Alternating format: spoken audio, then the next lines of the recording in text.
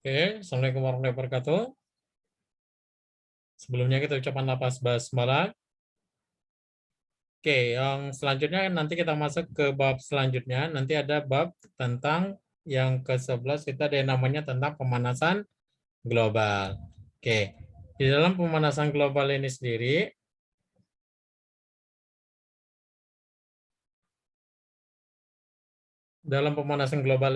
ini udah sangat tenar di dalam kehidupan kita sehari-hari ya.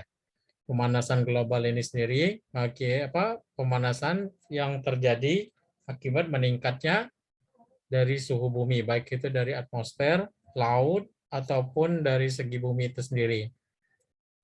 Pemanasan global ini sendiri biasanya kalau misalnya kita buat skate, nanti ada penanda daripada pemanasan global itu ditandai dengan ada yang namanya penipisan lapisan ozon, terus nanti ada yang namanya efek rumah kaca.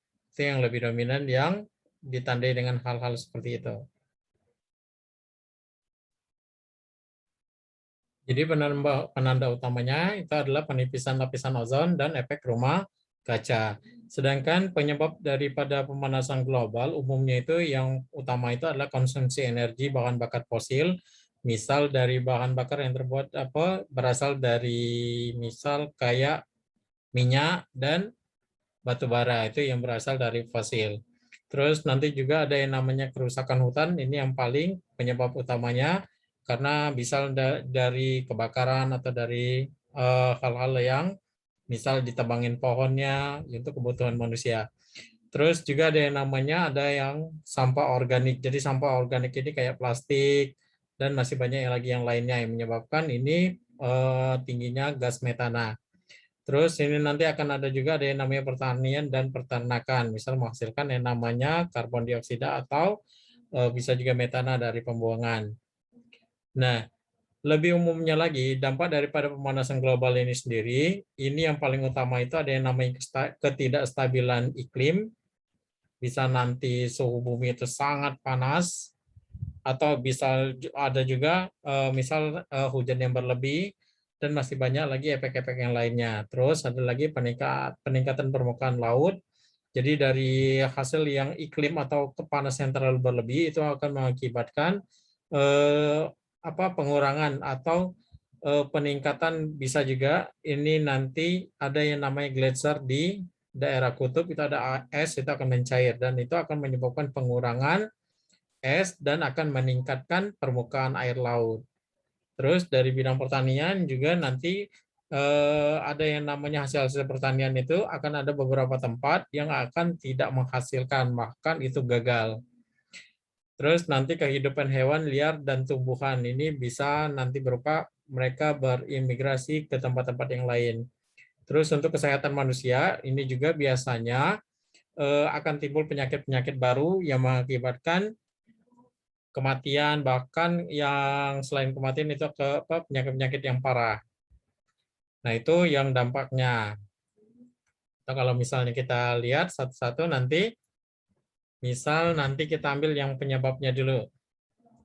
Jadi penyebab daripada pemanasan global setelah ya seperti yang Bapak omongin tadi, bahwa yang pertama itu katanya tadi ada yang namanya gas rumah kaca yang meningkat. Oke. Terus nanti ada lagi untuk zat yang menyebabkan efek rumah kaca itu biasanya ada karbon dioksida atau CO2, terus nanti ada yang namanya metana CH4, terus nanti ada nitrogen oksida N2O, dan ada lagi yang namanya freon. Biasanya dari AC atau dari kulkas atau dari mana yang menghasilkan freon. Terus nanti ada lagi yang namanya polusi udara dari bahan bakar. Oke, itu karbon dioksida atau masih banyak lagi yang lainnya. Terus nanti ada lagi yang penyebabnya itu efek rumah kaca itu sendiri. Oke, tapi dia ini untuk prosesnya itu sendiri apa ya? Karena karbon dioksida yang terlalu banyak mengakibatkan cahaya itu terkurung di dalam bumi. Maka dia tidak akan bisa sampai ke bulan. Ya, dan seluruh cahaya yang diterima bumi itu berupa panas akan diterima langsung oleh bumi. Terus nanti ada yang namanya penyebab utama itu penggundulan hutan. Terus nanti ada yang namanya polusi metana. Oke, itu gambarnya ini boleh dilihat. Ya, ada yang namanya CFC yang kata Bapak tadi, itu ada yang namanya freon. Terus ini ada mobil, ini apa, berasal dari yang namanya bahan bakar, dan masih lagi banyak pabrik-pabrik. Oke, ini proses daripada penyebab daripada pemanasan global. Ini juga ada yang namanya penggundulan atau pembakaran hutan.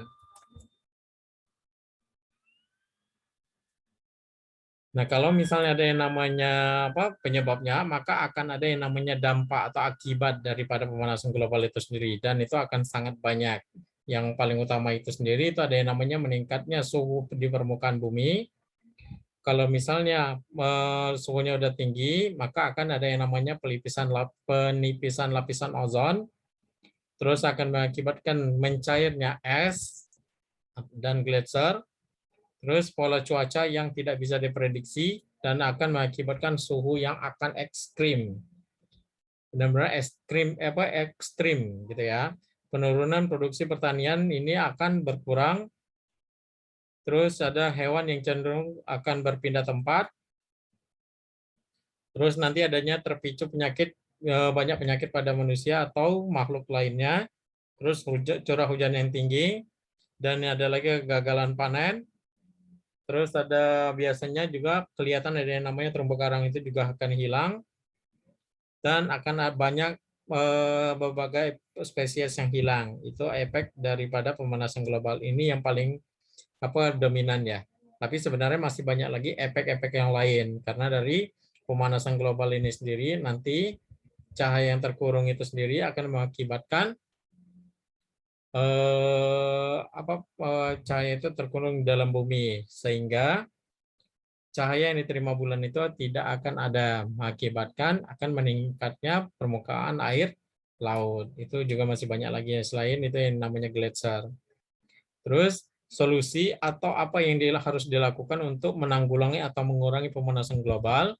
Biasanya ini kita mengurangi pemakaian bahan bakar fosil, atau misal kalau yang utama kalau kita di rumah itu misal mengurangi pemakaian listrik kalau misalnya tidak digunakan, dan masih banyak lagi yang lainnya.